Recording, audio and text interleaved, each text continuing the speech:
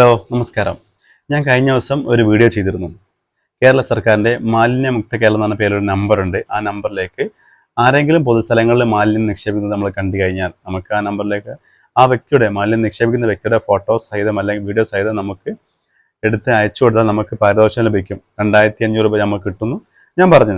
പക്ഷെ അത് പലരും വിശ്വസിച്ച് കാണില്ല. എനിക്ക് നെഗറ്റീവും പോസിറ്റീവും കുറേ കമൻറ്റ് വന്നിട്ടുണ്ട്.